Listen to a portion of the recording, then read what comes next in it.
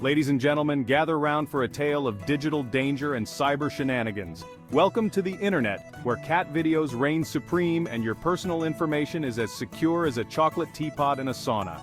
Yes folks, we're diving into the world of cybersecurity, where the outlaws are keyboard warriors and your data is the gold they're after. Now I know what you're thinking. Why should I care about cybersecurity? Well, because in this digital frontier, you're the sheriff, deputy, and town drunk all rolled into one. But fear not. We're here to equip you with the knowledge and tools to fend off these digital desperados. By the end of this, you'll be blocking hackers faster than your aunt blocks people who disagree with her Facebook posts. So saddle up, partners. We're about to embark on a journey through the treacherous terrain of the internet. Alright, let's talk about cybersecurity. No, it's not a new Marvel superhero with a USB cape and a password-themed catchphrase. It's actually your own personal digital bodyguard, minus the sunglasses and earpiece. Cybersecurity is all about protecting your devices, networks, and data from the bad guys of the internet. Think of it as the bouncer at the club of your online life, keeping out the riffraff and making sure your personal information doesn't end up on the dance floor of the dark web. Your bank details, social security number, that embarrassing photo from your cousin's wedding, it's all digital gold to these modern-day pirates. But here's the kicker. Cybersecurity isn't just about protecting yourself, it's about being a responsible netizen. When you practice good cyber hygiene, you're not just safeguarding your own digital kingdom, you're also helping to create a safer internet for everyone. Because in the world of cybersecurity, a little paranoia goes a long way. Now let's meet the rogues gallery of the internet, the digital ne'er-do-wells who keep cybersecurity experts up at night. These are the bad guys of the internet, and trust me, they're not as charming as Hollywood makes them out to be. First up, we have hackers. No, not the kind you see in movies, furiously typing on keyboards while green text scrolls across the screen. Real hackers range from bored teenagers in their parents' basements to state-sponsored groups with resources that would make James Bond jealous. These hackers can infiltrate systems, steal sensitive information, and even disrupt entire networks. Then, there are scammers, the digital equivalent of snake oil salesmen. These are the folks behind those emails from Nigerian princes, fake tech support calls, and those pop-ups telling you you've won a new iPhone. They prey on the unsuspecting, using social engineering tactics to trick people into giving away their personal information or money. Last but not least, we have the creators of malware and viruses. These are the mad scientists of the cyber underworld cooking up digital diseases in their virtual labs. They create programs that can hijack your computer, steal your data, or just make your life miserable. Their creations can spread like wildfire, infecting thousands of computers in a matter of minutes. So the next time your computer starts acting like it's possessed, remember, it's not ghosts. It's probably just some guy named Chuck in his mom's garage. And while Chuck might seem like a harmless name, the damage he can cause is anything but. So always stay vigilant, keep your software updated, and never underestimate the bad guys of the internet. Let's talk about malware, the digital equivalent of that cold that's been going around the office. But instead of making you sniffle and sneeze, it makes your computer do all sorts of unpleasant things. Malware, short for malicious software, is basically any program designed to harm your device or steal your data. Now, malware comes in many flavors, each more unappetizing than the last.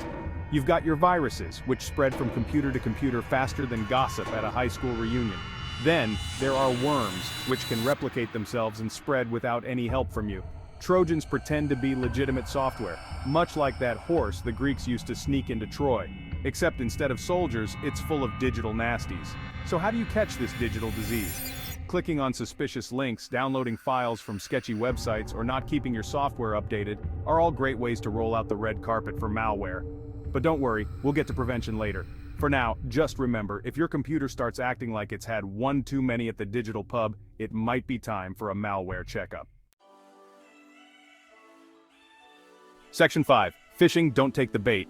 Phishing, the art of tricking people into giving away their personal information, not to be confused with the popular outdoor activity or the jam band with a cultish following. It's a digital con game, a ruse that preys on our trust and curiosity. In the cyber world, phishing is like that guy at the bar who tries to convince you he's a Nigerian prince in need of your bank account details. It's a scam that can be as obvious as a bad pickup line or as subtle as a well-crafted story. Here's how it typically goes down. You receive an email that looks like it's from your bank, favorite online store, or even your boss. The email is designed to look legitimate, often using logos and language that seem authentic. It might say there's a problem with your account, an amazing deal you can't miss, or an urgent request for information. The message is crafted to create a sense of urgency or fear, pushing you to act quickly without thinking. The message will usually include a link or attachment, promising to solve the problem or reveal the details. Clicking on the link might take you to a fake website that looks real, or the attachment might install malicious software on your device. These phishing attempts can be surprisingly sophisticated. Modern phishing scams can mimic legitimate websites and emails with scary accuracy. They can even use personal information to make the scam more convincing.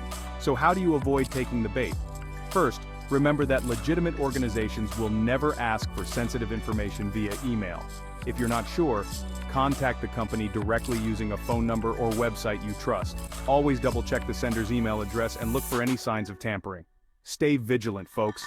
In the ocean of the internet, there are plenty of fish trying to catch you. Educate yourself and others about these tactics, and always think twice before clicking on any suspicious links or attachments. Your awareness is your best defense. Section 6. Ransomware, your files held hostage. Picture this. You wake up one morning, turn on your computer, and find all your files locked away behind a digital padlock. A cheery message pops up, informing you that unless you pay a hefty sum in cryptocurrency, you can kiss your family photos, work documents, and that novel you've been working on for the past decade, goodbye. Ransomware is a particularly nasty piece of malware that encrypts your files, making them inaccessible without a decryption key. Now you might be thinking, but I'm not important enough to be targeted by ransomware. Oh, my sweet summer child. Ransomware doesn't discriminate. So what do you do if you fall victim to ransomware? Experts generally advise against paying the ransom. There's no guarantee you'll actually get your files back, and it only encourages these digital highwaymen to continue their nefarious activities. Instead, focus on prevention. Keep regular backups of your important files, preferably offline. Keep your software updated, and don't click on suspicious links or download attachments from unknown sources. Remember, an ounce of prevention is worth a pound of Bitcoin.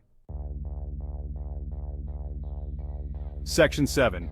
DDoS attacks. When websites go on vacation, let's talk about DDoS attacks, or as I like to call them, the digital equivalent of a flash mob. But instead of dancing, everyone's just standing in the doorway, blocking the entrance. DDoS stands for Distributed Denial of Service, which is a fancy way of saying overwhelming a website with so much traffic that it crashes. Imagine trying to get into a concert, but there are so many people at the entrance that no one can get through.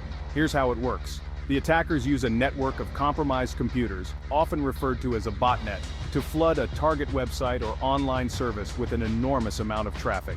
This botnet can consist of thousands, even millions, of infected devices. These compromised computers are often regular folks' machines that have been infected with malware without their knowledge. It's like having an army of unwitting participants in a digital siege. The goal of a DDoS attack isn't usually to steal data. Instead, it's all about disruption.